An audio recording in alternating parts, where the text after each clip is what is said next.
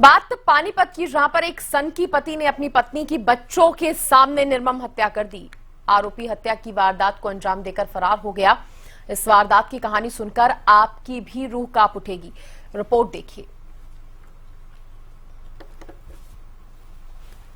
हैवान निर्ममता से की पत्नी की हत्या।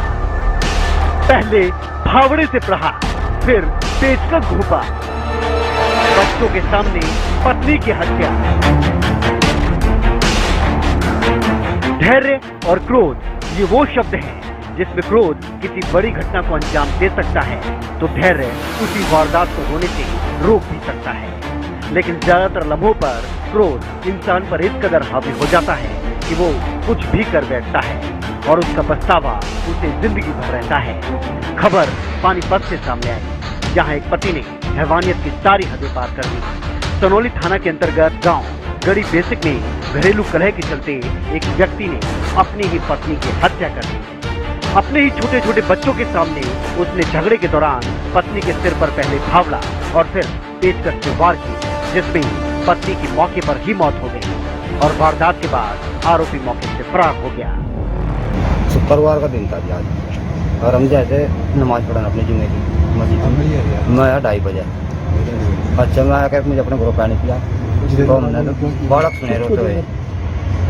सुने रोते हुए ठीक तो लोग उसका बालक ले करना है और डॉक्टर कहेगा अम्मी अड्डे पर और अड्डे पर मैं नहीं चलेगा। मैं बोलने को उनको पानी पड़ गई अस्पताल में तो लेट कर गया तो न पता नहीं चला कैसे क्या बात है। ना उसके पति नहीं मारा नहीं है कि सर में पेचकस और फावड़ा मारा क्या? हाँ।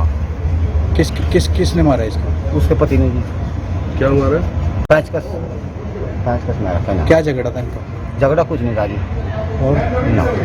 कितने साल उम्र थी, कितने बच्चे हैं? उम्र 45 और 49। जो इमरान है जो सी मरिया नाम क्या है? इमरान और जिन्हें मैरी उसका नाम समरा। कितने बजे घटना है ये? कौन थे घर पे से? दोनों ही थे और नहीं कोई भी था वहाँ। तो उसका बालक बाहर बैठा था, उन्हें वही बैठ गया तो उन्हें जाके मारता। फिर वो डॉक्टर का ठैक बैग पड़ा ना वो भी, तो हमने जाकर देखी वहाँ से मगर बोले मैं पानी पर ले जाएंगे। आरोपी के छोटे भाई दिलशाद ने बताया कि दोपहर 2 बजे का वक्त था। वो नमाज पढ़ने के लिए गया था और जब वापस आया तो वो अपने बच्चे को लेकर दवाई दिलवाने गया। करीब 4 बजे घर वापस लौटा, जहां उसने भाई के दोनों बच्चों की चीख पुकार सुनी। दौड़कर वो घर पहुंचा, जहां उसने देखा कि घर के आंगन में उसकी भाभी खून से लथपथ पड़ी हुई थी। पूछताछ में बच्चों ने रोते बिलखते हुए बताया कि माता पिता का झगड़ा हुआ था। इस दौरान उनके पिता ने पहले फावड़े से मां के सिर पर वार किए, इसके बाद पेचकस उठाकर सिर में ठोक दिया। फिलहाल सनोली थाना पुलिस ने मामले के आगे की कार्रवाई शुरू कर दी है। आरोपी फरार है, लेकिन सवाल यही कि क्यों इंसान अपना धैर्य इतनी जल्दी खो देता है? क्यों गुस्से में अंधा होकर ऐसी घटना को अंजाम दे देता है जो इंसानियत को भी शर्मसार करती है और रिश्तों का कत्ल भी करती है और जिंदगी भर रह जाता है तो सिर्फ और सिर्फ पछतावा। जितेंद्र शर्मा, पानीपत, हरियाणा न्यूज।